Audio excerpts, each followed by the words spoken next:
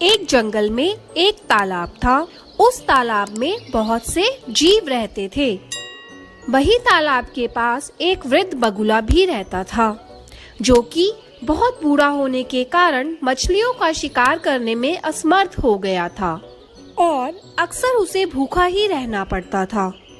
एक दिन जब बगुला तालाब के किनारे बैठा था, तब उसे एक तरकीब सूझी और बगुले ने जोर जोर से रोना शुरू कर दिया। बगुले को रोता देख एक केकड़ा तालाब से बाहर आया और बगुले से पूछा, क्या हो गया है बगले, क्यों रो रहा है पगले तू? ए केकड़ा भाई, मैंने एक आकाशवाणी सुनी है कि इस तालाब का पानी जल्द ही सूख जाएगा और यहाँ के सभी जीव मर जाएंगे। बस इसीलिए मेरी आंखों में आंसू है और अम्मी जान कहती थी कि हो सके तो किसी का भला कर दो। अच्छा है। केकड़े ने यह बात तालाब में जाकर सभी को बताई और सभी जीव इकट्ठा होकर मदद लेने बगुला के पास आए और बगुला से बोले, अला बगला भाई, क्या आप हमें सुरक्षित स्थान तक पहुंचा सकते हैं? हाँ दोस्तों, यहाँ थोड़ी दूरी पर ही एक विशाल तालाब है। मैं तुम सब लोगों को कुछ ही दिनों में वहाँ पहुँचा दूंगा। सभी जीव मान गए। बगुला एक एक करके मछलियों को ले जाता और उन्हें एक चट्टान पर ले जा करके खा जाता। अब बगुला बहुत खुश था, क्योंकि उसे बिना किसी मेहनत के उसका भोजन मिल रहा था। यह सब कुछ दिन चलता रहा। फिर एक दिन केकड़े की जाने की बारी आई।